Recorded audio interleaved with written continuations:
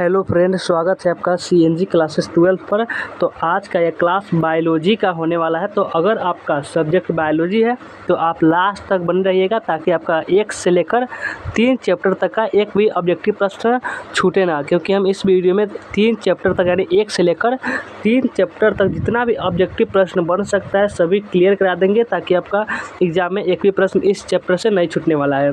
तो आप लास्ट तक बने रहिएगा। और अगर आपका सब्जेक्ट बायोलॉजी नहीं है तो आप इस वीडियो को स्किप कर सकते हैं। तो इसी ऑल ऑब्जेक्टिव हम पढ़ने वाले हैं और इससे बाहर कोई प्रश्न नहीं आएगा। ये 3 चैप्टर हम जितना भी ऑब्जेक्टिव प्रश्न होता है सभी करवा देंगे। 3 चैप्टर लगभग 1 घंटे का क्लास होगा, आपको लास्ट तक बने रहना है। और चलिए हम देखना स्टार्ट करते हैं। देखिए, उससे पहले आप अगर वीडियो को लाइक नहीं किए होंगे तो एक बार वीडियो को लाइक कर लीजिएगा। वीडियो को लाइक कर लेंगे और न्यू स्टूडेंट जो होंगे वह चैनल को क्या करेंगे, सब्सक्राइब कर लेंगे। चैनल को सब्सक्राइब कर लेंगे। और चलिए अब देखना स्टार्ट करते हैं। और अगर आप व्हाट्सअप ग्रुप में ज्वाइन नहीं है तो डिस्क्रिप्शन में लिंक मिलेगा, आप वहाँ से जाकर व्हाट्सअप ग्रुप ज्वाइन कर लीजिएगा। देखिए, ये चैप्टर नंबर कितना है। चैप्टर नंबर सबसे पहला 1 से हम देखते हैं। चैप्टर नंबर 1 से देखेंगे। 1 से देखने के बाद जब ये खत्म हो जाएगा तो उसके बाद हम चैप्टर नंबर 2 स्टार्ट करेंगे। 2 होने के बाद हम तीसरा चैप्टर से देखेंगे, यानी लगभग 1 घंटे में हम आपका ये 3 चैप्टर क्लियर करा देंगे। पूरा ऑब्जेक्टिव प्रश्न जितना इस चैप्टर से बनेगा। तो चलिए सबसे पहला नंबर प्रश्न क्या कर रहा है उसको देखते हैं। सबसे पहला प्रश्न है कि इनमें कौन केवल एक बार अपने जीवन काल में पुष्प पैदा करता है। इनमें कौन है जो अपने जीवन काल में एक बार पुष्प पैदा करता है। तो बांस, कि आम, कि लीची, कि जामुन। कौन करता है अपने जीवन काल में एक बार? तो ये क्या कौन करता है? तो ये बांस करता है। बांस अपने जीवन काल में सिर्फ एक बार ही पुष्प पैदा करता है। आपका ऑप्शन नंबर ए हो जाएगा इसका राइट आंसर। और चलिए अगला प्रश्न है 2 नंबर में कि ऋतु स्राव चक्र किसमें होता है। ऋतु स्राव चक्र जो होता है वह किसमें होता है? मनुष्य में, बंदर में, चिंपैंजी में, कि इनमें से सभी में। ऋतु स्राव चक्र किसमें होगा? ऋतु स्राव चक्र हमेशा ये इनमें सभी यानी चिंपैंजी में भी होता है, ये आपका बंदर में भी होता है, मनुष्य में भी होता है, यानी इनमें से सभी का ऑप्शन नंबर डी हो जाएगा इसका राइट आंसर। और चलिए अगला प्रश्न पर एक बार भी आप लोग शेयर भी कर देंगे, इस सेशन को शेयर भी करेंगे ताकि आपका और भी अपने दोस्त लोग होंगे उनके पास भी शेयर कर दीजिए, वे लोग भी आ जाएंगे तो और अच्छा रहेगा। अगर शेयर कर दीजिए और आप वीडियो को लाइक भी कर लीजिएगा। और देखिए 3 नंबर प्रश्न है, मनुष्य के युग्मकों यानी जैमिट में गुणसूत्रों की संख्या होती है, कितनी होती है? मनुष्य के गुणसूत्रों की संख्या ए में है 21, बी में है 44, सी में है 23, डी में है 44, डी में है 46। तो कितना होगा? मनुष्य के युग्मकों के गुणसूत्रों की संख्या होती है 46। 46 में होगा। अगर इसमें होता है कि एक होता है 23 और एक होता है 23, दोनों मिलाकर हो जाता है क्या? आपका दोनों मिलाकर हो जाता है आपका 46। और चलिए आगे आइए, अगला प्रश्न जो किस प्रकार से है 4 नंबर में कि इनमें कौन अंड प्रजक है, यानी कौन इनमें से अंडा देने वाला प्राणी है? तो बताइए। तो ए में मुर्गी, बी में सांप, सी में मगरमच्छ और डी में इनमें से सभी। तो कौन है जो अंड प्रजक है? आप जानते हो कि जो मुर्गी है ये भी अंडा देता है, सांप भी अंडा देता है और मगरमच्छ भी देता ही है। तो इनमें से सभी इसका हो जाएगा राइट आंसर।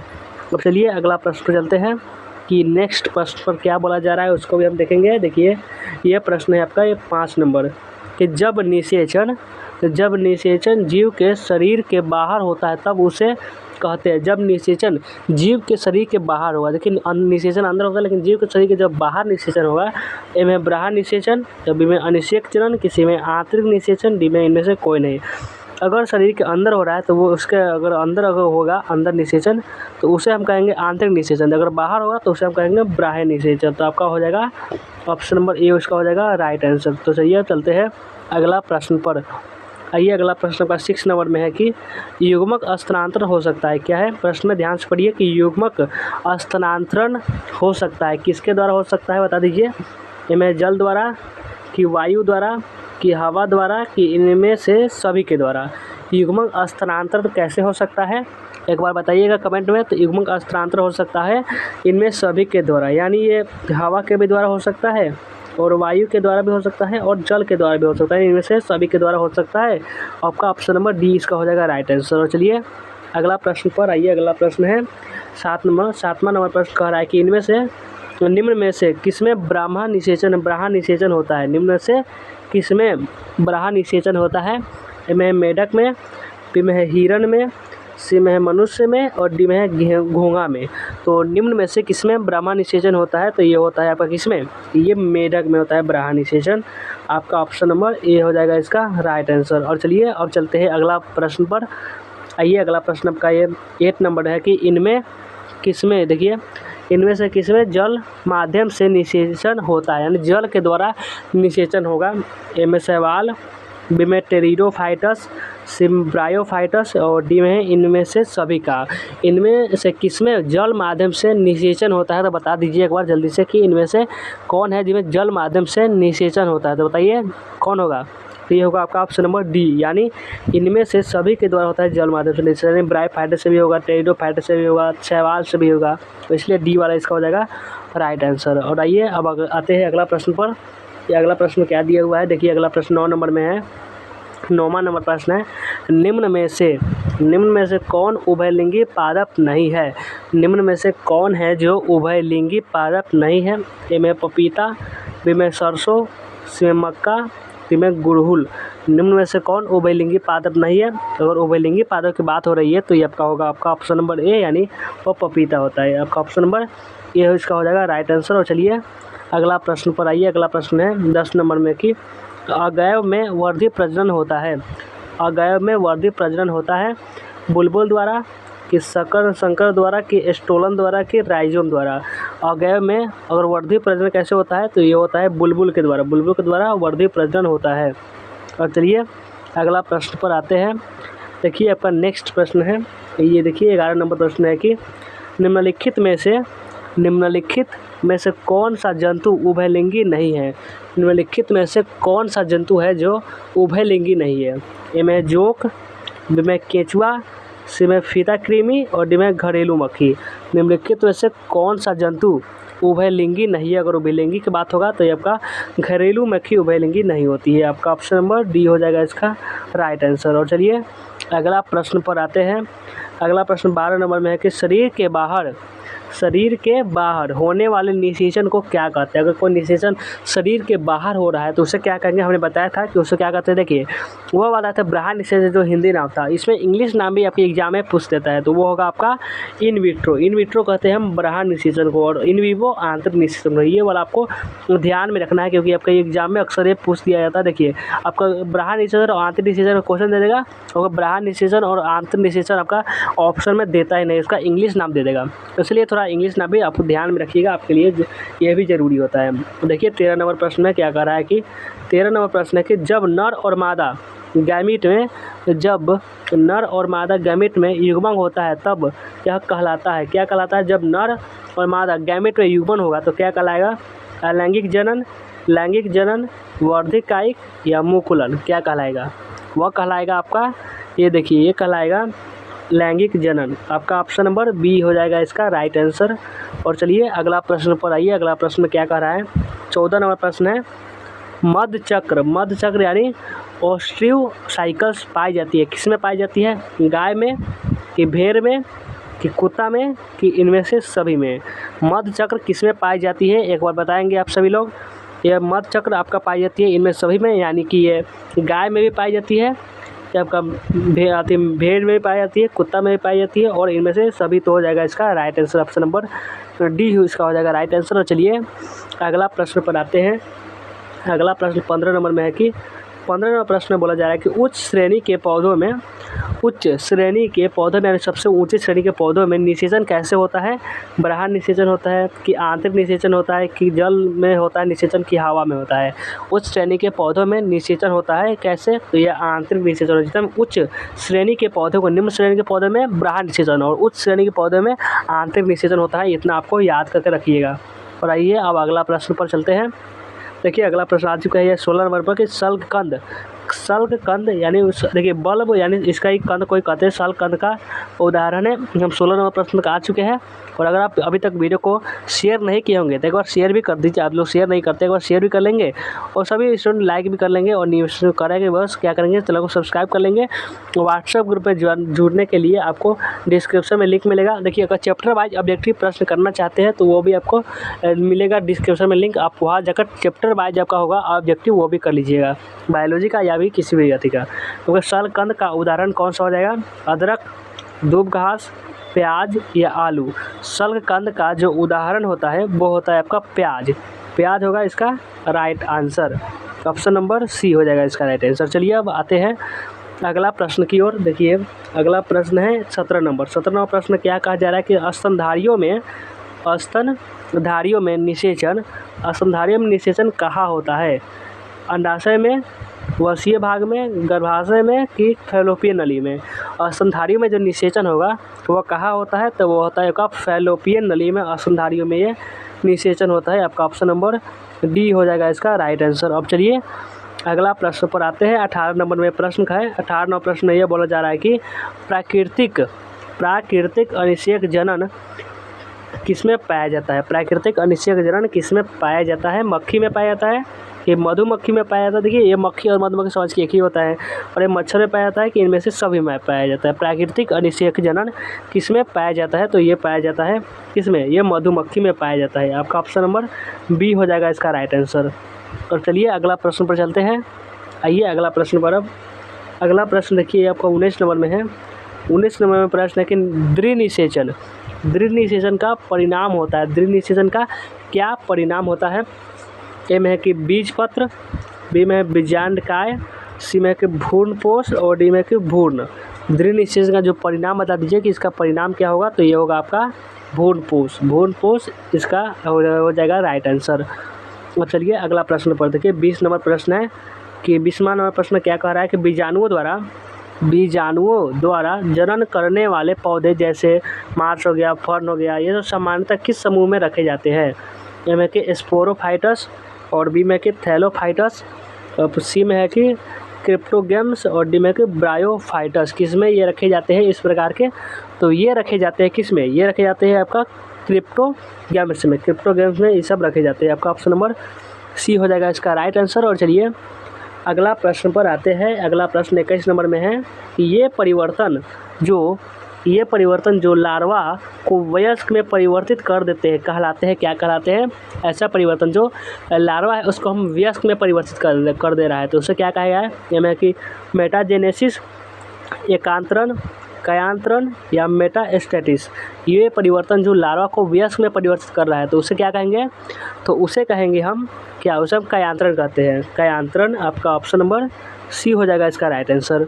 और आइए अगला प्रश्न पर चलते हैं। देखिए आपका 22 नंबर प्रश्न है कि भ्रूणपोष में कितने क्रोमोसोम होते हैं? ए में है कि एन, बी में 2n, सी में 3n, डी में कि ए और बी दोनों, यानी आपका ये भी कह रहा है और आपका ये बी यानी ए भी कह रहा है। तो क्या हो जाएगा इसका राइट आंसर बताइएगा? कितना नंबर प्रश्न का? ये प्रश्न है 22 नंबर प्रश्न का राइट आंसर ऑप्शन नंबर कितना हो जाएगा? ऑप्शन नंबर सी हो जाएगा इसका राइट आंसर, यानी 3n इसका होता है राइट आंसर। अब चलिए अगला प्रश्न पर। चलिए आइए आते हैं अगला प्रश्न पर। देखिए अगला प्रश्न में क्या कह रहा है? 23 नंबर प्रश्न है कि जब भी संतति की यानी उत्पत्ति एकल जनक द्वारा होती है तब यह क्या कहलाता है? जब भी संतति की उत्पत्ति अगर एकल जनक द्वारा हो जाएगा तो क्या कहलाएगा? यह लैंगिक जनन कि अलैंगिक जनन कि ए और बी दोनों की आंतरिक निषेचन? जब भी संतति की उत्पत्ति एकल जनक द्वारा होती है तब यह क्या कहलाता है? तो यह कहलाता है क्या? ये अलैंगिक जनन कहलाता है। जब संतति की उत्पत्ति एकल जनक द्वारा होती है तो यह अलैंगिक जनन कहलाएगा। अब चलिए अगला प्रश्न पर आते हैं। अगला प्रश्न आपका 24 नंबर में है कि इनमें से कौन नर युग्मक से संयोजन करके भ्रूणपोष बनाता है?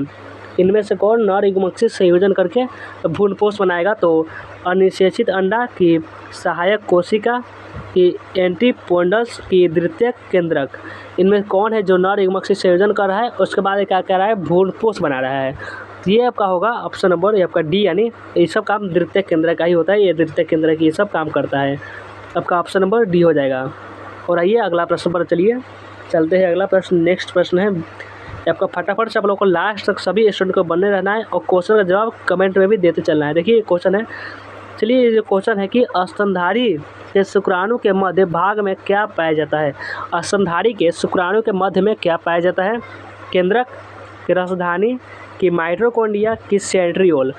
स्तनधारी के शुक्राणु के मध्य भाग में, यानी जो समझ लीजिए कि आपका ये शुक्राणु है, ये आपका शुक्राणु है, इसके मध्य भाग में यानी मध्य भाग बीच में इसमें क्या पाया जाता है? देखिए इसी प्रकार शुक्राणु होते हैं, इसमें क्या पाया जाता है? तो इसमें पाया जाता है क्या? जैसे माइटोकॉन्ड्रिया इसमें पाया जाता है। तो आपका ऑप्शन नंबर सी हो जाएगा इसका राइट आंसर। और आइए अगला प्रश्न है। देखिए ये जो प्रश्न है आपका 26 नंबर में प्रश्न है कि चमगादड़ द्वारा परागण कहलाता है। अगर कोई चमगादड़ के द्वारा परागण हो रहा है तो उसे क्या कहलाएगा?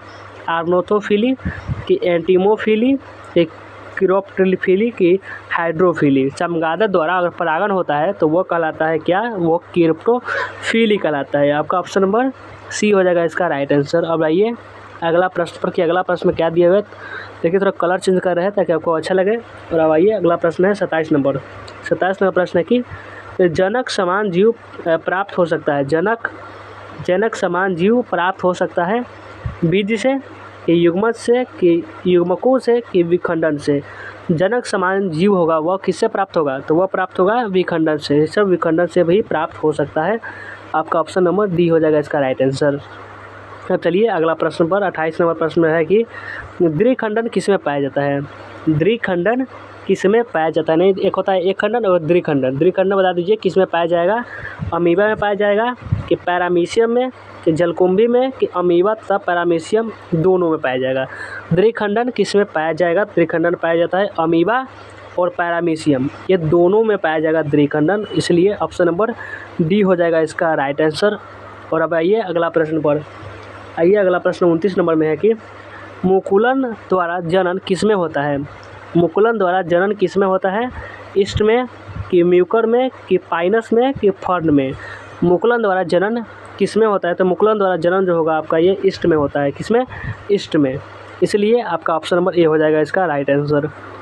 अब चलिए अगला प्रश्न 30 नंबर में। 30 नंबर में प्रश्न कर रहा है कि ईस्ट में प्रजनन मुख्यतः किसके माध्यम से होता है। अब बता दीजिए कि ईस्ट में प्रजनन होगा वह किसके माध्यम से होगा। मुकुलन के माध्यम से, कि विखंडीकरण के माध्यम से, कि परागण के माध्यम से, कि इन सभी के द्वारा, यानी कि इन सभी के माध्यम से परागण होता है। तो कैसे परागण होता है ईस्ट में, बता दीजिए। तो ईस्ट में आपका किसके द्वारा होगा, तो ये मुकुलन के द्वारा परागण होता है। किसके द्वारा, मुकुलन के द्वारा ये आपका होता है परागण। तो चलिए अब चलते हैं अगला प्रश्न पर। ये सब यहाँ तक क्लियर है ना। इस प्रश्न को आपको याद करते हुए चलना है। आपका जितना भी ऑब्जेक्टिव प्रश्न बन रहा है सभी करवा देंगे, एक भी प्रश्न नहीं छोड़ने वाले। 3 चैप्टर तक आप मक्खन करवा देने वाले हैं आपको। देखिए 31 नंबर प्रश्न है कि युग्मक सामान्यतः एम किस प्रकार के होते हैं। युग्मक सामान्यतः एम जो होते हैं किस प्रकार के होते हैं। हप्लाइड यानी एक गुणक, डिप्लॉयड यानी द्विगुणक, पॉलीप्लाइड यानी बहुगुणक, और डिमेकी नलीप्लाइड यानी अगुणक। युग्मक सामान्यतः एम किस प्रकार के होते हैं, तो ये होते हैं आपका किस प्रकार के, ये आपका एक गुणक होता है, यानी हैप्लॉइड एक गुणक। आपका ऑप्शन नंबर ए इसका हो जाएगा राइट आंसर।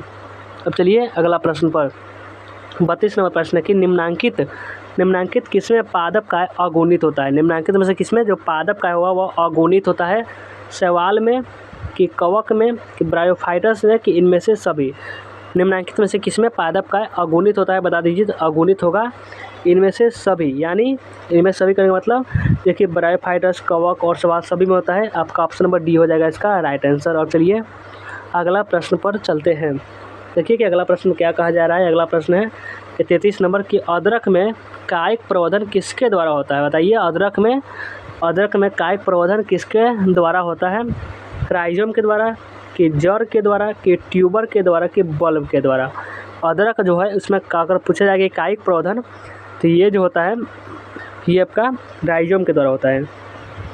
आपका ऑप्शन नंबर ए इसका हो जाएगा राइट आंसर। तो चलिए अगला प्रश्न पर 34 नंबर प्रश्न है कंद किसका रूपांतरण भाग है। कंद जो आपका है कंद वह किसका रूपांतरण भाग है।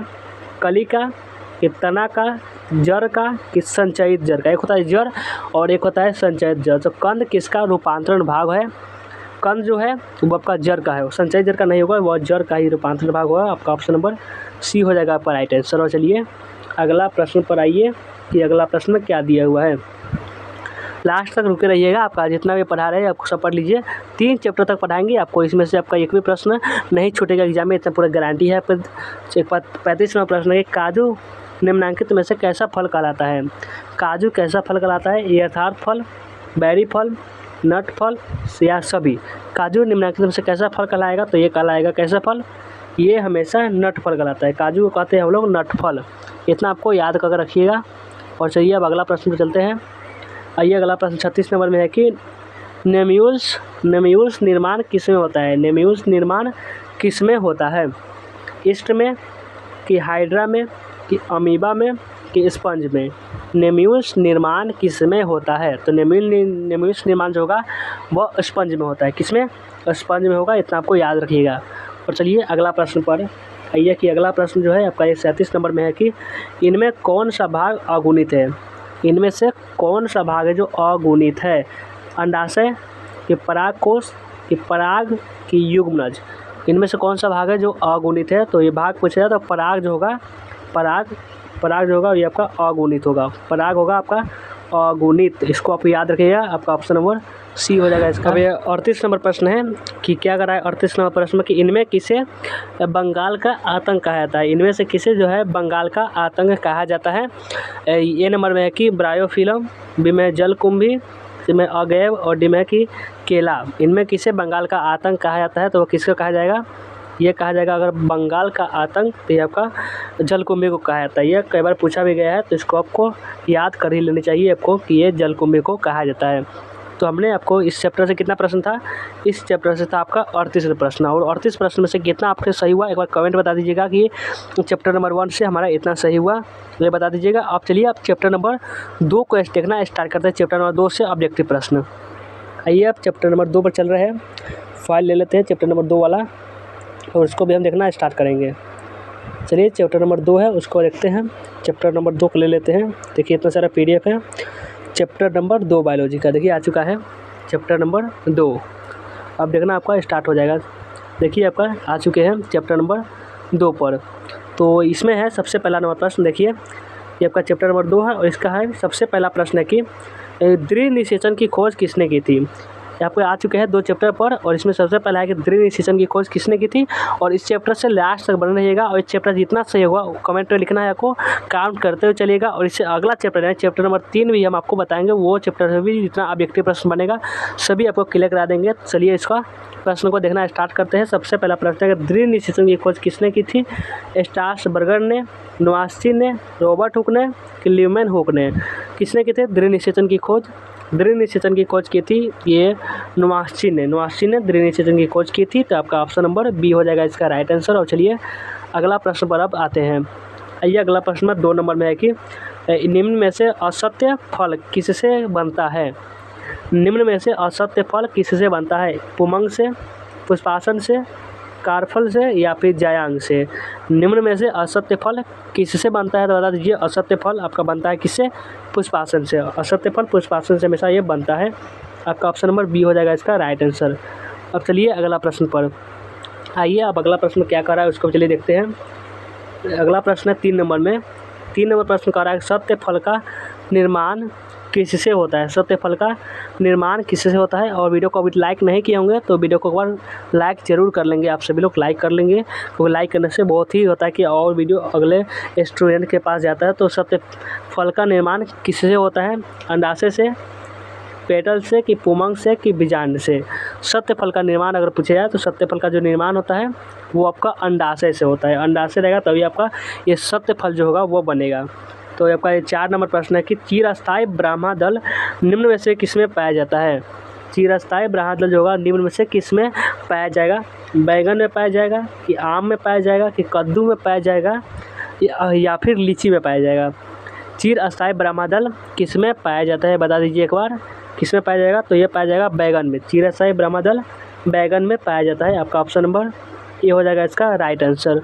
अब चलिए अगला प्रश्न पर आइए। अगला प्रश्न 5 नंबर में है कि इनमें से किसका पुष्पासन खाया जाता है।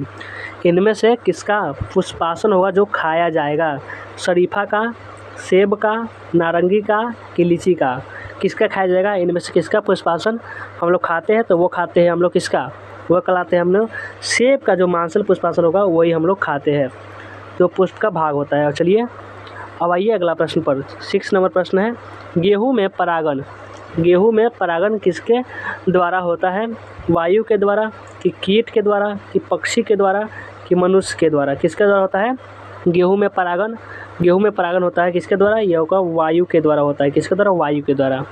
अब आइए अगला प्रश्न पर। चलिए जल्दी यदि हम लोग को बहुत प्रश्न है, इस सब को आपको क्लियर करना है ताकि आपको ये रिवीजन चल रहा है, ये सब हम करवा दिए हुए हैं चैप्टर वाइज। तो इसीलिए आपका ये चैप्टर 1 से लेकर 3 तक आपका फुल ऑब्जेक्टिव प्रश्न करवा रहे हैं। देखिए ये बीजांड विकसित होकर क्या बनाता है, बताइए। बीजांड अगर विकसित हो जाएगा तो वह क्या बनाएगा, फल बनाएगा कि फूल बनाएगा कि बीज बनाएगा कि बीज पत्र बनाएगा।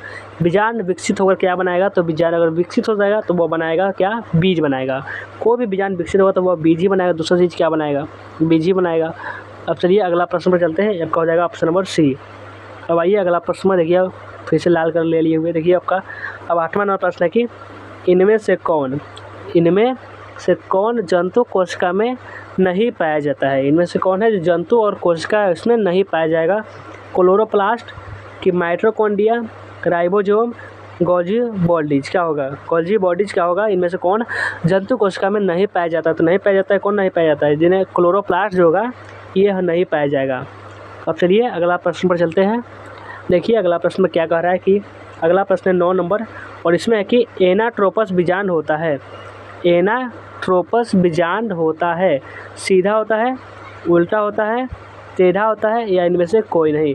एनाट्रोपस जो बीजांड होगा वो कैसा होता है, तो वो उल्टा होता है। एनाट्रोपस बीजांड हमेशा उल्टा होता है। आपका ऑप्शन नंबर पी हो जाएगा इसका राइट आंसर। अब चलिए 10वां नंबर प्रश्न जो है, इनमें से कौन पौधा जलोदभित है।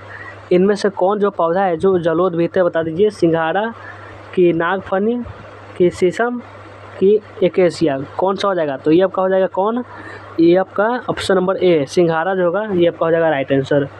अब चलिए अगला प्रश्न पर। अगला प्रश्न जो है वो आपका इस प्रकार से 11 नंबर प्रश्न में कि भ्रूणपोष वाले बीजों को क्या कहा जाता है। बताइए भ्रूणपोष वाले बीजों को क्या कहा जाता है। एपोकॉर्पिक, बहुभ्रूणता, एंडोकॉर्पिक या एंडोस्पर्मिक। भ्रूणपोष वाले बीजों को क्या कहा जाता है, तो भ्रूणपोष वाले बीजों को एंडोस्पर्मिक कहा जाता है। आपका ऑप्शन नंबर डी हो जाएगा इसका राइट आंसर। अब चलिए अगला प्रश्न पर 12 नंबर में है, और निम्नांकित में से कौन जलीय जंगली घास है। इनमें से कौन आपको दिख रहा है जो जलीय जंगली घास है। टारपा या फिर हाइड्रीला, जलकुंभी, या बी और सी दोनों, यानी ये बी वाला और आपका सी वाला दोनों। तो निम्नांकित में से कौन जलीय जंगली घास है। जलीय जंगली घास पूछेगा तो बता दीजिएगा ये जलकुंभी जो है आपका यही है जो पानी में ऑक्सीजन भी खींच लेता है और जलीय जंगली घास भी है। तो आपका ऑप्शन नंबर सी हो जाएगा इसका राइट आंसर। और चलिए अगला प्रश्न जो है 13 नंबर में है कि वायु परागन किस में नहीं होता है। बता दीजिए वायु परागन किस में नहीं होता है।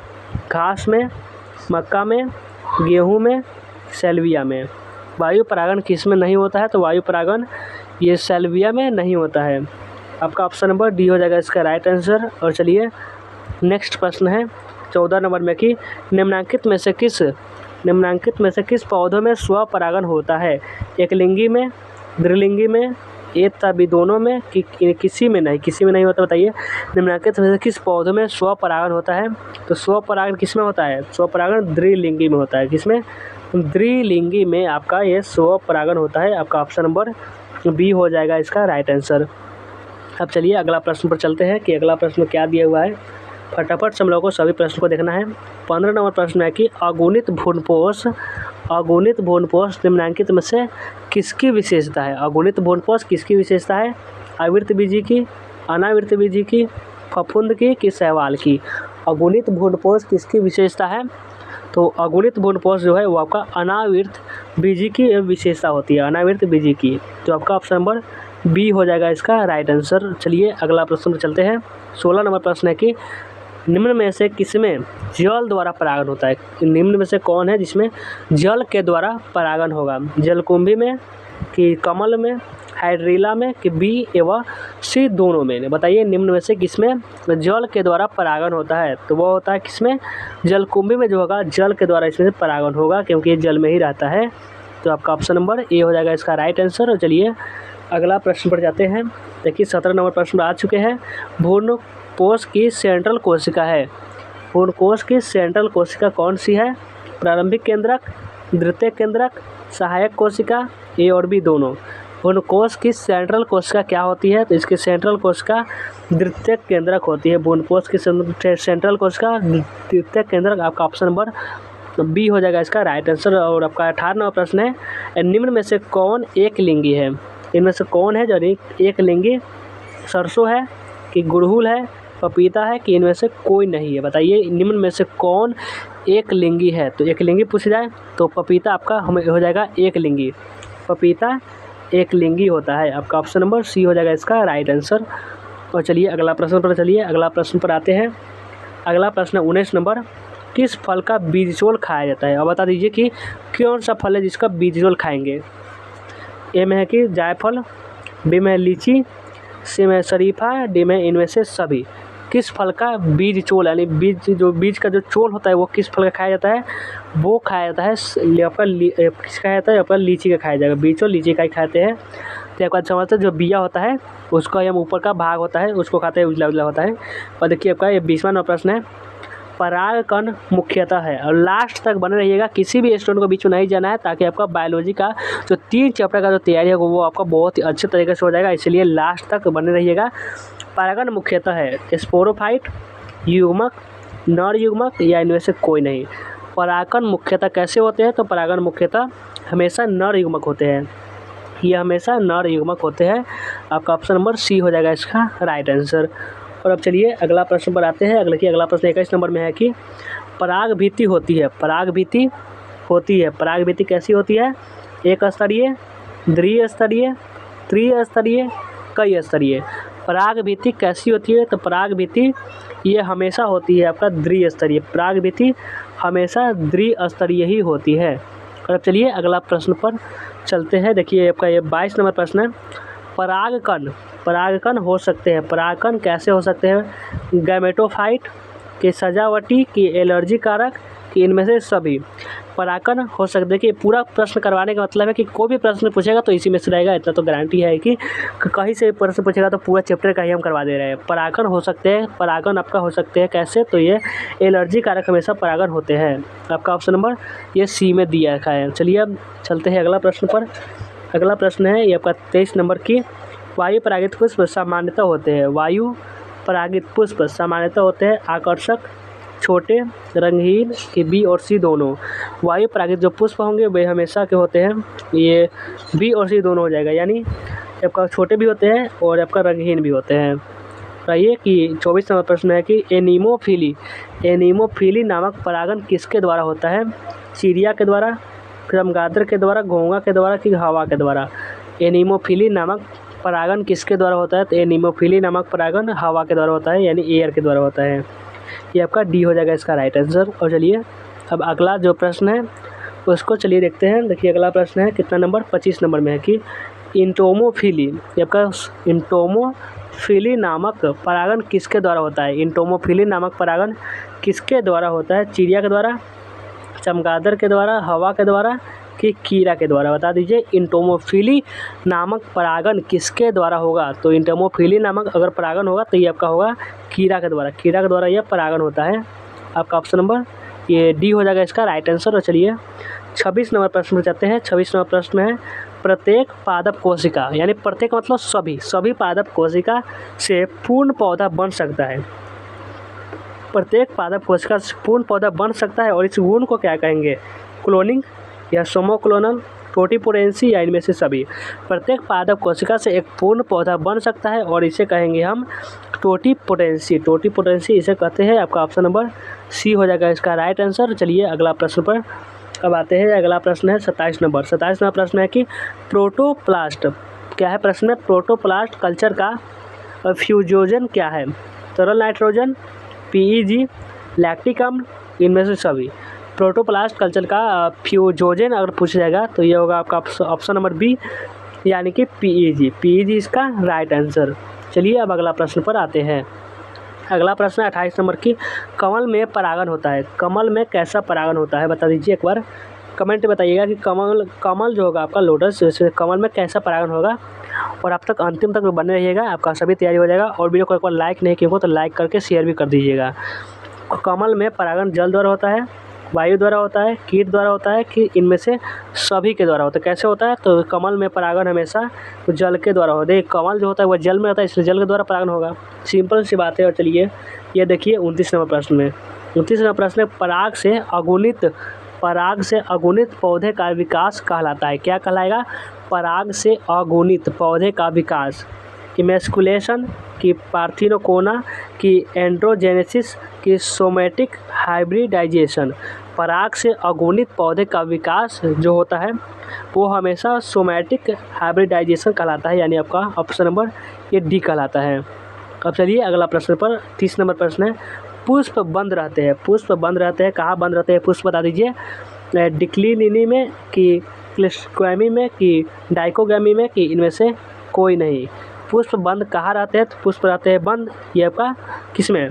क्लिस्टोगैमी में पुष्प हमेशा बंद रहते हैं। आपका ऑप्शन नंबर बी हो जाएगा इसका राइट आंसर। अब चलिए अगला प्रश्न पर चलते हैं कि अगला प्रश्न में क्या है। आइए अगला प्रश्न पर। अब देखिए अगला प्रश्न है 31 नंबर। 31 नंबर प्रश्न में कि आवृतबीजी में कौन सी संरचना नहीं मिलती है? आर्किगोनियम, अंडप, परागकोश, गुरु युग्मोद्भिद। आवृतबीजी में कौन सी संरचना नहीं मिलती है? तो ये आवृतबीजी में ये आपका आर्किगोनियम हमेशा ही नहीं मिलेगी। आपका ऑप्शन नंबर ए इसका हो जाएगा राइट आंसर। अब चलिए चलते हैं 32 नंबर प्रश्न पर। 32 नंबर प्रश्न पर है कि सबसे पहला 32 नंबर प्रश्न है, सामान्य आवृतबीजी भ्रूणकोश होता है। सामान्य आवृतबीजी भ्रूणकोश होता है। एक कोशिकीय, कि बी में दिया हुआ है द्विकोशिकीय, कि सी में 5 कोशिकीय, कि डी में के 7 कोशिकीय। सामान्य आवृतबीजी भ्रूणकोश क्या होता है?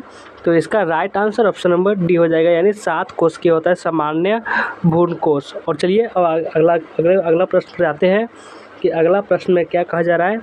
यहाँ पर देखिए 33 नंबर प्रश्न की बीजांड के वृत्त को कहते हैं। बीजांड के जो वृत्त होता है इसको क्या कहते हैं? फ्यूनिकल, की कैरेंकल, की न्यूक्सेलस, की पेडिसिल। बीजांड के वृत्त को क्या कहते हैं? तो बीजांड के वृत्त को सिंपल सी बात है फ्यूनिकल यानी बीजांड वृत्त कर। देखिए इसमें आपका इंग्लिश नाम भी दे देता है। इंग्लिश नाम इसलिए आपको इंग्लिश में भी आपको पढ़ना चाहिए, इंग्लिश नाम भी दे देता है। चलिए अब चलते हैं अगला प्रश्न जो 34 नंबर में है। निषेचन के पश्चात बीजांड परिवर्तित होता है। निषेचन जो हो जाता है तो उसके बाद जो बीजांड होता है वह किस चीज़ में परिवर्तित हो जाता है? मध्यावरण में, बीज में, भ्रूण में, कि भ्रूणपोष में। निषेचन के पश्चात बीजांड किस में परिवर्तित हो जाता है? तो जब निषेचन हो जाता है तो बीजांड जो होता है वो बीज में ही परिवर्तित हो जाता है। आपका ऑप्शन नंबर बी हो जाएगा इसका राइट आंसर। अब चलिए आइए अगला प्रश्न पर कि अगला प्रश्न में क्या कहा जा रहा है। अगला प्रश्न है 35 नंबर। अनिषेक जनन सामान्यतः मिलता है। अनिषेक जनन सामान्यतः किस में मिलता है? अंगूर में, कि आम में, कि नींबू में, कि लीची में। बताइए किस में मिलता है? कमेंट करके बता दीजिए। अनिषेक जनन सामान्यतः किस में मिलता है? तो ये अनिषेक जनन जो आपका होता है ये हमेशा मिलेगा आपको किस में? ये आपको अंगूर में ही देखने को मिलेगा, अंगूर में। आपका ऑप्शन नंबर ए इसका हो जाएगा राइट आंसर। और अब चलिए आइए अगला प्रश्न में क्या कह रहा है। अगला प्रश्न 36 नंबर। और 36 नंबर प्रश्न है कि आर्थोटोपस बीजांड में बीजांड द्वार तथा निभाग होते हैं। आर्थोटोपस बीजांड में बीजांड द्वार तथा निभाग होते हैं। कैसे होते हैं? बीजांड वृत्त से तिरछे, कि बीजांड वृत्त से 90 डिग्री पर, कि बीजांड वृत्त से सीधी रेखा में, कि बीजांड वृत्त के समांतर। आर्थोटोपस बीजांड में बीजांड द्वार तथा निभाग कैसे होते हैं? तो ये जो होते हैं बीजांड वृत्त से ये सीधी रेखा में ही होते हैं। ये आपको एग्जाम में पूछा जाता है, इसलिए इस सबको आपको क्वेश्चन को ध्यान में रखना है। और अब चलते हैं अगला प्रश्न पर। अगला प्रश्न है 37 नंबर की बीजांड में अर्धसूत्री विभाजन होता है। क्या है प्रश्न में? पढ़िए ध्यान से। बीजांड में अर्धसूत्री विभाजन होता है। इसमें इसका मतलब है कि वह अर्धसूत्री विभाजन कैसे होता है? बीजांड में, कि गुरु बीजाणु मातृ कोशिका में, कि गुरु बीजाणु में, कि आर्की स्पोरियम में। बताइए कहाँ होता है आपका ये बीजांड में अर्धसूत्री विभाजन? तो ये होता है आपका ऑप्शन नंबर बी, यानी गुरु बीजाणु मातृ कोशिका में। आपका ऑप्शन नंबर बी हो जाएगा इसका राइट आंसर। तो चलिए अगला प्रश्न पर आते हैं। अगला प्रश्न है 38 नंबर की किसने सिद्ध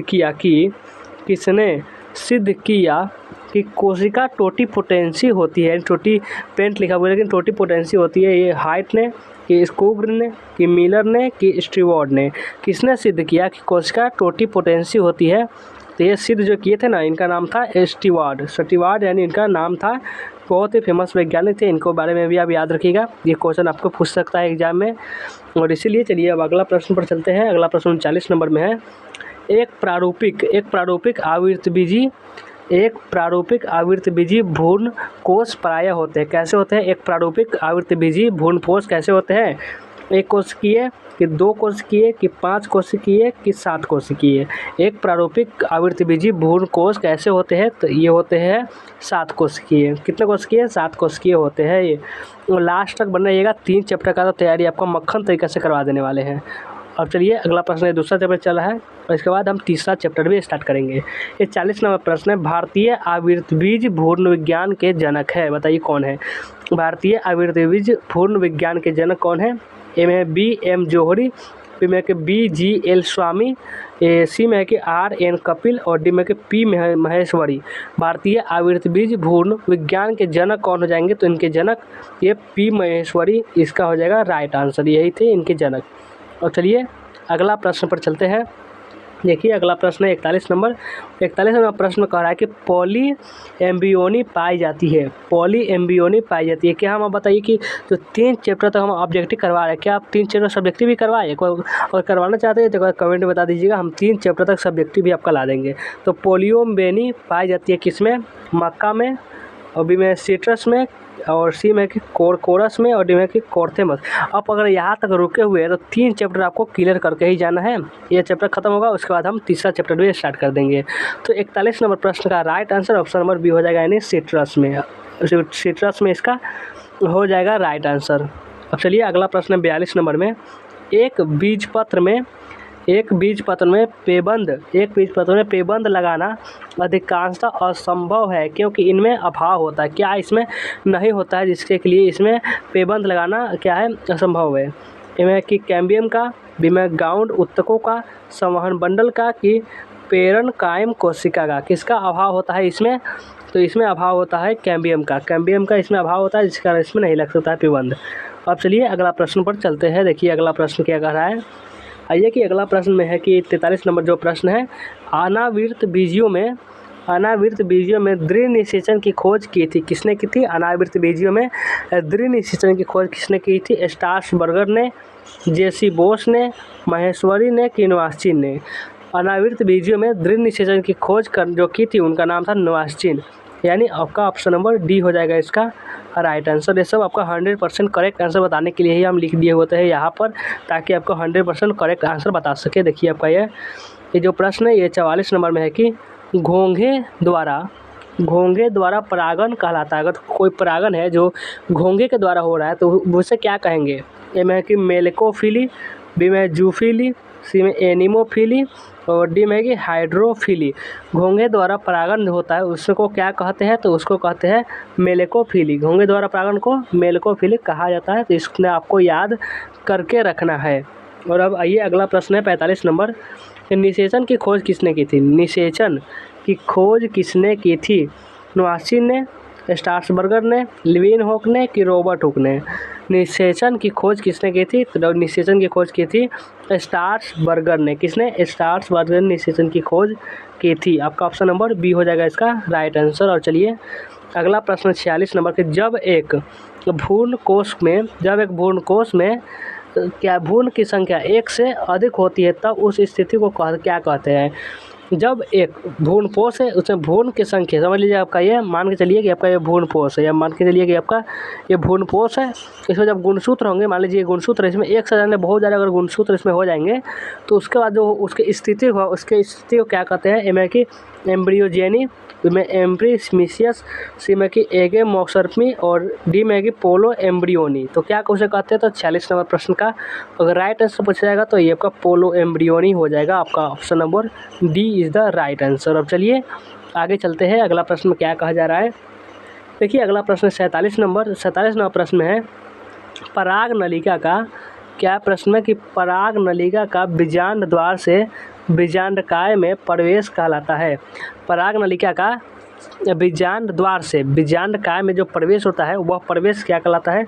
पोरोगैमी, जीनोगैमी, मेजोगैमी, कि डाइकोगैमी। क्या कहलाता है प्रवेश? तो वो प्रवेश आपका कहलाता है पोरोगैमी वह प्रवेश कहलाएगा जो आपका ऑप्शन नंबर ए में दे रखा है। अब चलिए अगला प्रश्न 48 नंबर की, अलग अलग समय पर नर तथा मादा जननांगों की परिपक्वता क्या कहलाती है? अलग अलग समय पर नर और मादा जननांगों की जो परिपक्वता होगी वह क्या कहलाएगी? हार्कोगैमी, कि डाइकोगैमी, कि पोलोगैमी कि एपोगैमी, वह क्या कहलाएगी? तो वह कहलाएगी आपका डाइकोगैमी। डाइकोगैमी यह कहलाएगी। आपका ऑप्शन नंबर बी हो जाएगा इसका राइट आंसर। और चलिए आगे चलते हैं और अगला प्रश्न पर आते हैं कि अगला प्रश्न में क्या दे रखा है। ये प्रश्न है 49 नंबर की पुष्पी पादपों में लैंगिक जनन में निम्नलिखित में से कौन सा अंग भाग लेते हैं? पुष्पी पादपों में लैंगिक जनन में निम्नलिखित में से कौन सा अंग भाग लेते हैं? फूल भाग लेगा कि जड़ भाग लेगा कि तना भाग लेगा कि पत्ती भाग लेगी? पुष्पी पादपों में लैंगिक जनन में निम्नलिखित में से कौन सा अंग भाग लेता है? तो ये अंग फूल भाग लेता है। क्या करें? फ्लावर, यानी फूल इसमें से भाग लेगा। अब चलिए अगला प्रश्न पर आइए। अब आते हैं अगला प्रश्न 50 नंबर में है, एक प्रारूपी पुष्प में प्रायः कितने प्रकार के पुष्पपत्र होते हैं? एक प्रारूपी पुष्प में प्रायः कितने प्रकार के पुष्पपत्र होते हैं? कितने प्रकार के? ये होंगे 4 प्रकार के इसमें पुष्पपत्र होते हैं। आपका ऑप्शन नंबर ए इसका हो जाएगा राइट आंसर। और चलिए आगे चलते हैं। अगला प्रश्न में क्या कहा जा रहा है? अगला प्रश्न 51 नंबर। 51 नंबर में जो प्रश्न है कि पुष्प कृषि को निम्नलिखित में से क्या कहते हैं? पुष्प कृषि जो होता है उसको हम क्या बोलते हैं? ए में फ्लोरिकल्चर, और बी में है कि पीसी कल्चर, सी में है कि एपीकल्चर, और डी में है कि सेरल कल्चर। तो पुष्प कृषि को निम्न में से क्या कहते हैं? तो अगर पुष्प कृषि होगा तो पुष्प कृषि को हम लोग फ्लोरिकल्चर ही कहेंगे। बहुत ही आसान है इतना, और कोई ऐसा क्वेश्चन पूछने लगे तो आपको पूरा नंबर उठा लीजिएगा। तो अब चलिए अगला प्रश्न पर जो 52 नंबर में है, पुष्प के नर जनन संरचना को क्या कहते हैं? पुष्प के नर जनन संरचना जो होता है उसको क्या कहते हैं? ए में पुमंग, बी में जायांग, सी में ब्राह्मा दलपुंज, और डी में है कि अंडाशय। पुष्प के नर जनन संरचना को कहेंगे हम पुमंग, और मादा जनन संरचना को जायांग और नर को पुमंग। चलिए अगला प्रश्न पर कि अगला प्रश्न में क्या दे रखा है। अगला प्रश्न 53 नंबर प्रश्न है कि परागकणों में विशेषकर कौन सा विटामिन होता है? कौन सा विटामिन होता है? परागकण जो होता है, विटामिन बी कि विटामिन ए कि विटामिन डी कि विटामिन सी। परागकणों में विशेषकर से जो विटामिन होता है उसका नाम होता है विटामिन बी। विटामिन बी परागकणों में बहुत ज़्यादा मात्रा में ये पाया जाता है। तो ये सब क्वेश्चन को आपको भूलना नहीं है, हमेशा याद रखना है। एग्जाम में से क्वेश्चन काम आएगा, पूछेगा हमेशा। ये सूर्यमुखी फूल के पौधों के परागण अपनी जीवन क्षमता कितने घंटे के बाद खो देती है? सूर्यमुखी फूल के, ये फूल लिखा हुआ है, फूल के पौधों में परागण अपनी जीवन क्षमता कितने घंटे के बाद खो देती है? 3 घंटे के बाद, या 2 घंटे के बाद, कि 4 घंटे के बाद, कि 5 घंटे के बाद? कितने घंटे के बाद अपना क्षमता खो देती है? 3 घंटे जैसे भी देगा वो अपना क्षमता खो देगी। कितना आसान क्वेश्चन है, आपका ऑप्शन नंबर ए में ही दे रखा है। और चलिए अगला प्रश्न जो है आपका इंतजार कर रहा है 55 नंबर प्रश्न की, आइए और बनाइए। 55 नंबर प्रश्न है कि समकाल पक्वता में निम्न में से किसमें होता है? देखिए कमेंट भी करते हुए चलिएगा, आप लोग कमेंट नहीं करते हैं, करते हुए चलिए। समकाल पक्वता निम्न में से किसमें होता है? गुलबौस में, अकवन में, खट्टी बट्टी में कि फर्न में? समकाल पक्वता निम्न में से किसमें होता है? तो ये होता है किसमें? ये होता है गुलाबबास में। गुलाबबास में इसका हो जाएगा right answer, option number A. अब चलिए अगला प्रश्न पर, तो चलिए अब चलते हैं। अगला प्रश्न जो है 56 नंबर कि हार्कोगैमस पुष्प निम्न में से कौन है? हार्कोगैमस पुष्प निम्न में से कौन है? कनेर, मदार, गुलाब कि जंगली मटर? हार्कोगैमस पुष्प निम्न में से कौन है? तो ये हो जाएगा कौन? मदार। मदार इज द राइट आंसर, इसका हो जाएगा। अब चलिए अगला प्रश्न पर चलते हैं। देखिए कि अगला प्रश्न में क्या कह रहा है। आइए अगला प्रश्न पर भी आते हैं। अगला प्रश्न है आपका 57 नंबर। ऑर्थिनोफैली पर परागण किसके द्वारा होता है? ऑर्थिनोफैली पर जो पर परागण होगा ना, एक होता है स्वपरागण और एक होता है पर परागण। तो पर परागण किसके द्वारा होगा? मनुष्यों के द्वारा कि पवन के द्वारा कि पक्षियों के द्वारा कि कीटों के द्वारा? किसके द्वारा होगा? तो ये होगा पक्षियों के द्वारा। पक्षियों के द्वारा इसका होगा राइट आंसर, यानी ऑप्शन नंबर सी में दे रखा है। चलिए अगला प्रश्न पर भी आते हैं। 58 नंबर प्रश्न जो है, वेलिस्नेरिया में किस प्रकार का पर परागण होता है? वेलिस्नेरिया के जो पुष्प होते हैं उसमें किस प्रकार का पर परागण होता है? ए में है जल परागण, बी में वायु परागण, सी में कीट परागण, डी में पक्षी परागण। किस प्रकार का परागण होगा उसमें वेलिस्नेरिया के पुष्प में? तो वेलिस्नेरिया के पुष्प में हमेशा ये जल परागण होगा। जल परागण इसलिए होगा क्योंकि जल से जो भी संबंध रखता है उसमें होता है जल परागण। अब चलिए अगला प्रश्न पर चलते हैं। आइए कि अगला प्रश्न क्या कर रहा है। इस चैप्टर से अब समाप्त होने वाला है। अब अगला चैप्टर स्टार्ट होगा। चींटियों द्वारा परागण को क्या कहते हैं? जो चींटियों के द्वारा परागण होता है उसे क्या कहते हैं? ऑर्थिनोफैली, मार्मिकोफैली, मलेकोफैली कि कार्पिटोफैली? चींटियों द्वारा परागण को हम लोग बोलेंगे क्या? वो बोलेंगे मार्मिकोफैली। आपका ऑप्शन नंबर बी इसका हो जाएगा राइट आंसर। अब चलिए अगला प्रश्न जो है 60 नंबर, जो इस चैप्टर का ये कितना चैप्टर चल रहा है? दूसरा चैप्टर चल रहा है। इस चैप्टर का आखिरी क्वेश्चन है कि निषेचन क्या है? निषेचन क्या है? अंडा तथा नर न्यूक्लियस का संयोजन कि अंडा तथा सेकेंडरी न्यूक्लियस का संयोजन कि अंडा तथा सिनर्जी का संयोजन कि उपयुक्त में से कोई नहीं? निषेचन क्या होता है बताइए? निषेचन क्या होता है? तो निषेचन अंडा तथा नर न्यूक्लियस का संयोजन होता है, यानी आपका ऑप्शन नंबर ए हो जाएगा इसका राइट आंसर। तो हमने इस चैप्टर से जो है हमने 60 प्रश्न बताए थे। 60 प्रश्न सिर्फ आपका बायोलॉजी के चैप्टर नंबर 2 से था। अब हम चैप्टर नंबर 3 स्टार्ट करने जा रहे हैं। इसके जो भी आपका ऑब्जेक्टिव प्रश्न सही हुआ होगा एक बार प्लीज़ कमेंट कर दीजिएगा। अब चलिए अगला प्रश्न से देखिए अब कि अगला प्रश्न है, अगला चैप्टर चला PDF स्टार्ट करते हैं। देखिए अब अगला चैप्टर वाला PDF स्टार्ट कर रहे हैं। ये अगला चैप्टर वाला PDF है। देखिए ये वाला PDF ओपन कर चुके हैं। अब स्टार्ट हो गया है। देखिए आ गया, स्टार्ट हो गया अगला चैप्टर वाला PDF। अगला चैप्टर वाला PDF देखिए ये पर सबसे यही है, तीसरा चैप्टर है। देखिए इस प्रकार से दिख रहा है। देखिए ये बायोलॉजी का तीसरा चैप्टर और इसी चैप्टर से हम ऑब्जेक्टिव प्रश्न बनाने वाले हैं। तो इसको बना लेंगे तो आपका तीसरा चैप्टर जो होगा 1 से लेकर 3 तक वो आपका कंप्लीट हो जाएगा। तो चलिए हम सबसे पहला प्रश्न से पढ़ना स्टार्ट करते हैं। और फिर भी कर रहे हैं न्यू स्टूडेंट अगर होंगे तो वे लाइक और सब्सक्राइब जरूर कर लेंगे। न्यू स्टूडेंट चैनल को सब्सक्राइब कर लेंगे और व्हाट्सअप ग्रुप पर ज्वाइन कर लेंगे। डिस्क्रिप्शन में लिंक होगा वहाँ से। देखिए कि सबसे पहला नंबर प्रश्न में क्या कह रहा है कि जन्म के बाद माता से प्रथम दुग्ध स्त्रवण को कोलोसम कहते हैं। इसमें क्या निहित होता है? तो जो बच्चे जन्म लेता है तो उसके बाद जो पहली बार दूध जो स्त्रवण होता है तो उस दूध में क्या कोलोस्ट्रम होता है जो कि लिए बहुत फ़ायदेमंद होता है। इसमें क्या निहित होती है कोलोस्ट्रम बताइए? IgA कि IgD कि IgE कि IgG? तो क्या होगा? तो वो होता है आपका IgA। इसका हो जाएगा right answer option number A. अब चलिए अगला प्रश्न पर आते हैं। देखिए अगला प्रश्न है 2 नंबर की, प्रोस्टेट कैंसर के लिए प्रयुक्त प्रतीक एंजाइम क्लिनिकल जांच के 4 कौन से हैं? एमाइलेज कि क्षारीय फास्टेज कि YGT पेस कि अम्लीय फास्टेज? प्रोस्टेट कैंसर के लिए प्रयुक्त प्रतीक एंजाइम क्लिनिकल जांच के 4 कौन से हैं? तो ये पर क्षारीय फास्फेट इसका हो जाएगा right answer option number B में ये दे रखा है। और चलिए चलते हैं अगला प्रश्न पर। आइए अगला प्रश्न में क्या कर रहा है? 3 नंबर प्रश्न है कि क्या है प्रश्न, इसको पढ़िए, पहले ध्यान से पढ़िए कि ये प्रश्न है कि पार्टिट्यूशन के लिए संकेत कहाँ से शुरू होता है? पार्टिट्यूशन के लिए जो संकेत होगा वह कहाँ से शुरू होता है? प्लासेंटा से कि प्लासेंटा तथा पूर्ण विकसित गर्भस्थ शिशु से कि माता के पिट्यूटरी से स्त्रावित ऑक्सीटोसिन द्वारा कि पूर्ण विकसित गर्भस्थ शिशु द्वारा? पार्टिट्यूशन के लिए संकेत कहाँ से शुरू होता है? तो ये होता है प्लासेंटा तथा पूर्ण विकसित गर्भस्थ शिशु से, जो आपका ऑप्शन नंबर बी में ये दिख रहा है।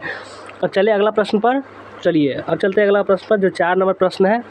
गर्भावस्था के किस महीने में गर्भस्थ शिशु गतिशील होता है तथा सिर पर बाल उग लगते हैं? जो 9 महीना का जो समय होता है इसमें किस महीने में शिशु गतिशील होता है, चलने युक्त हो जाता है, समझ लीजिए ऐसा कि, और सिर पर बाल उग जाते हैं?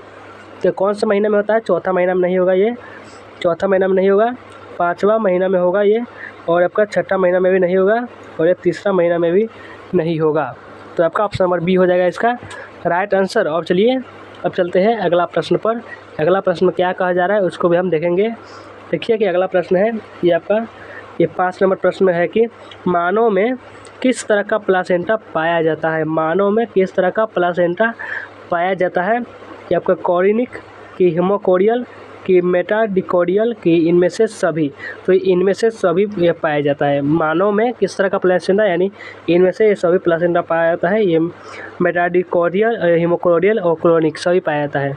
और चलिए 6 नंबर प्रश्न पर है कि किसकी अनुपस्थिति में निषेचन नहीं हो सकता है? मतलब कौन नहीं होगा तो निषेचन नहीं हो सकता है? सोडियम कि पोटेशियम कि कैल्शियम कि लौह? किसकी अनुपस्थिति में निषेचन नहीं हो सकता? तो कैल्शियम अगर नहीं होगा ना तो निषेचन किसी भी हाल में निषेचन हो ही नहीं सकता है। और चलिए अगला प्रश्न पर आते हैं। देखिए अगला प्रश्न 7 नंबर, और 7 नंबर प्रश्न है कि मानव स्त्रियों में अंडे का निर्माण होता है। अंडे का निर्माण कैसे होता है स्त्रियों में? गर्भाशय में होता है कि ओवियन फॉलिकल में होता है कि फैलोपियन नली में होता है कि इनमें से कोई नहीं। मानव स्त्रियों में अंडे का जो निर्माण होता है ना, वह कैसे होता है? तो वो ओवरियल फॉलिकल में ही होता है। ये सब प्रश्न हमेशा एग्जाम में आने वाले होते हैं। बिहार बोर्ड का प्यारा प्यारा क्वेश्चन होता है, तो इसलिए ये सबको आपको छोड़ना बिल्कुल नहीं है, सभी को याद कर लेना है। एस्ट्रोजन और प्रोजेस्टेरोन स्रावित होता है कहाँ से? बताइए। एस्ट्रोजन और प्रोजेस्टेरोन कहाँ से स्रावित होता है? अंडाशय से कि वृषण से कि अपरा से कि किडनी से? तो ये सब जो है ना, ये अपरा से ही स्रावित होता है। और अपरा क्या है? तो ये आपका बहुत ही भी प्रश्न है, इसको आप सब्जेक्टिव क्वेश्चन में आएगा। जब करवाएंगे तो हम इसको अच्छे से आपको समझा देंगे, आपका दिमाग में फिट हो जाएगा। देखिए क्वेश्चन जो है ये 9 नंबर प्रश्न है कि एक्रोसोम भाग है। एक्रोसोम भाग है किसका? ए में कि DNA का, बी में कि RNA, सी में शुक्राणु का, डी में इनमें से सभी का। एक्रोसोम जो भाग हुआ ना, वो होगा आपका किसका? शुक्राणु का एक्रोसोम भाग होता है। तो चलिए अगला प्रश्न पर आते हैं। देखिए प्रश्न जो है 10 नंबर में है, सर्टोली कोशिकाएं पाई जाती है। सर्टोली कोशिकाएं कहाँ पाई जाती है? इसको भी ज़रा बता दीजिए आप लोग। सर्टोली कोशिकाएं कहाँ पाई जाती है? वृषण में कि गर्भाशय में कि अंडाशय में कि यकृत में? तो ये सर्टोली कोशिकाएं वृषण में पाई जाती है। ए नंबर आंसर इसका हो जाएगा। और चलिए अगला प्रश्न पर आइए। अगला प्रश्न है 11 नंबर, और 11 नंबर प्रश्न है कि एक्रोसोम इनमें से किसका संभाग होता है? एक्रोसोम इनमें से किसका संभाग होता है? मानव शुक्राणु के सिर का, मानव शुक्राणु के मध्य भाग का, प्रारंभिक डिम्बाणु जनक कोशिका का कि ब्लास्टोसिस्ट का? एक्रोसोम निम्न में से किसका संभाग होता है? तो एक्रोसोम जो होता है वो हमेशा मानव शुक्राणु के सिर यानी जो माथा होगा उसका ही भाग होता है, जो आपका ऑप्शन नंबर ए में हो जाएगा इसका राइट आंसर। और चलिए अगला प्रश्न पर जो 12 नंबर में है कि ये देखिए, सेल्वेज के लिए क्या सही कथन है? भ्रूण का आकार बढ़ता है, कोशिका का आकार घटता है कि कोशिका का आकार बढ़ता है कि भ्रूण का आकार घटता है? सिलेवेज के लिए क्या कथन सही है? तो इसके लिए कथन एक ही सही हो, कोशिका का आकार घटता है। यही कथन एक है जो इसके लिए सही है, जो आपका बी नंबर ऑप्शन में दिया रखा है। और चलिए अगला प्रश्न पर अब आते हैं। ये देखिए अगला प्रश्न 13 नंबर में है। 13 नंबर प्रश्न में यह बोल रहा है कि मानव मादा के भ्रूण में किस अवधि के लिए कौन सा सही कथन है? मानव मादा के भ्रूण में किस अवधि के लिए कौन सा सही कथन है? ये देखिए, मेरोब्लास्टिक की होलोब्लास्टिक की डायप्लोब्लास्टिक की होमोब्लास्टिक एवं समान? तो यही आपका हो जाएगा डी नंबर जो है इसका हो जाएगा राइट आंसर। और चलिए अगला प्रश्न पर जो 14 नंबर प्रश्न है, 14 नंबर प्रश्न क्या है चलिए इसको देखते हैं। देखिए 14 नंबर प्रश्न में कि निम्नलिखित में मासिक चक्र अवधि के लिए कौन सा सही कथन बता दीजिए? मासिक चक्र अवधि के लिए सही कथन, अंड का सर्जन 5वें दिन की, आपका एंडोमेट्रियम का पुनर्निर्माण 5 से 10वें दिन की, एंडोमेट्रियम द्वारा पोषक का निर्माण इम्प्लांटेशन के लिए 11 से 18वें दिन की, प्रोजेस्टेरोन स्तन में वृद्धि 1 से 15वें दिन? तो 14 नंबर प्रश्न का राइट आंसर ये आपका हो जाएगा बी नंबर, यानी से 5 से 10वें दिन आपका पुनर्निर्माण आपका हो जाएगा राइट आंसर। ये आपका बी नंबर प्रश्न है, बी नंबर ऑप्शन है। चलिए अब अगला प्रश्न पर आते हैं। देखिए अगला प्रश्न 15 नंबर में है। 15 में जो प्रश्न है कि सर्टोली सेल्स यानी सर्टोली कोशिका का नियंत्रण पिट्यूटरी के किस हार्मोन के द्वारा होता है? सर्टोली सेल का जो निर्माण होगा, नियंत्रण होगा, पिट्यूटरी किस हार्मोन के द्वारा होता है? GH की, प्रोलैक्टिन की, LH की, FSH? तो वह LH के द्वारा होता है, सिंपल सा आंसर है। और चलिए अगला प्रश्न पर भी चलते हैं। देखिए आपका ये प्रश्न जो है 16 नंबर में है। 16 नंबर प्रश्न कह रहा है कि मेंस्ट्रुएशन का तत्काल कारण किस हार्मोन की वापसी है? मेंस्ट्रुएशन का तत्काल कारण किस हार्मोन की वापसी है? FSH, FSH-RH की, प्रोजेस्टेरोन की, आपका एस्ट्रोजन? तो 16 नंबर प्रश्न का right answer option number C यानी प्रोजेस्टेरोन इसका हो जाएगा राइट आंसर। ऑप्शन नंबर ये सी में दे रखा है। और चलिए अगला प्रश्न पर चलते हैं। अगला प्रश्न 17 नंबर, और 17 नंबर प्रश्न है कि देखिए 17 नंबर प्रश्न, शुक्राणु का अक्षीय तंतु किससे बनता है? ए में है कि समीपस्थ वर्तुलिका का, बी में दूरस्थ वर्तुलिका का, सी में माइटोकॉन्ड्रिया और डी में केंद्रक? शुक्राणु का अक्षीय तंतु जो होता है वो किसका बना होता है? तो वह बना होता है किसका? तो वह दूरस्थ वर्तुलिका का यह बना होता है, जो आपका ऑप्शन नंबर बी में आपका दिख रहा है। और अब चले अगला प्रश्न पर। अगला प्रश्न है कि मैथ वाले स्टूडेंट होंगे उनका भी क्लास होगा, तुम्हें टेंशन ना ले। ये 18वां प्रश्न है, एक स्वस्थ महिला के पूरे जीवन काल में उत्पन्न कुल अंडों की संख्या होती है। एक महिला है जिसके जीवन काल में जो उत्पन्न खुद जितना भी अंडा का निर्माण करेगी, पूरे अंडा की संख्या कितना होगा? 4000 नहीं होगा, 40 नहीं होगा, 365 नहीं होगा, वो हमेशा 400 होता है। 400 हो जाएगा इसका right answer, option number B हो जाएगा इसका राइट आंसर। चलिए अगला प्रश्न पर आइए। अगला प्रश्न है कि 10वां नंबर प्रश्न है, 10वां नंबर नहीं, ये 19 नंबर प्रश्न है कि गर्भाशय में कॉपर टी के एक प्रभावी एवं अंतर्गर्भाशयी युक्ति होने का मुख्य कारण है शुक्राणुओं की निषेचन क्षमता में कमी। गर्भाशय में कॉपर आयरन मोचित होने के कारण शुक्राणुओं की भक्षाणु क्रिया में वृद्धि, कि शुक्राणुओं की गतिशीलता में कमी, कि इनमें से कोई नहीं। तो यही आपका हो जाएगा इनमें से कोई नहीं, यानी जो आंसर होगा वो दिया ही नहीं है, तो इसलिए आपका ऑप्शन नंबर डी हो जाएगा। देखिए बहुत सारी जगह पढ़े, इनमें से कोई नहीं, इस पर ध्यान नहीं दीजिएगा, ये पर ज़्यादातर आंसर नहीं होता है। और चलिए 20 नंबर प्रश्न है कि इनमें कौन जन्म दर नियंत्रण की शल्य विधि है? इनमें से कौन है जो जन्म दर नियंत्रण की शल्य विधि है? ट्यूबेक्टोमी, बैसेक्टोमी, ए और बी दोनों ही है, कि इनमें से कोई नहीं। इनमें कौन जन्म दर नियंत्रण की शल्य विधि है? तो शल्य विधि कौन हो जाएगा? तो ए और बी दोनों, यानी कि ट्यूबेक्टोमी भी हो जाएगा। देखिए आपका ये ट्यूबेक्टोमी भी हो जाएगा और आपका ये वासेक्टोमी भी हो जाएगा, यानी आपका दोनों हो जाएगा इसका राइट आंसर। और चलिए आगे चलते हैं। देखिए आगे है आपका 21 नंबर प्रश्न है कि इनमें से कौन क्लायोटोरिस का समजात अंग है? इनमें कौन है जो क्लायोटोरिस का समजात अंग है? कि योनि है, कि लिंग है, कि ए और बी दोनों ही है, कि या फिर ये इनमें से कोई नहीं है? बता दीजिए इसका राइट आंसर कि इनमें से कौन क्लायोटोरिस का समजात अंग है। तो इसका right answer option number B हो जाएगा, लिंग है, यही आपका समजात अंग है, ऑप्शन नंबर बी।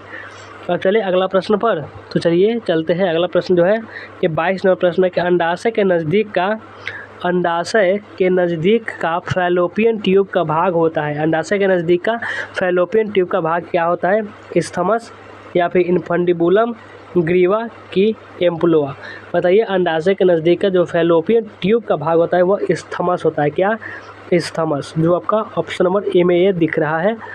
अब चलिए अगला प्रश्न पर आ जाइए। अब 23 नंबर प्रश्न जो है, 23 नंबर प्रश्न है कि किसी मादा में ब्लास्टोसिस्ट के लिए क्या सही है? किसी मादा में ब्लास्टोसिस्ट के लिए जो कथन है वो क्या सही है?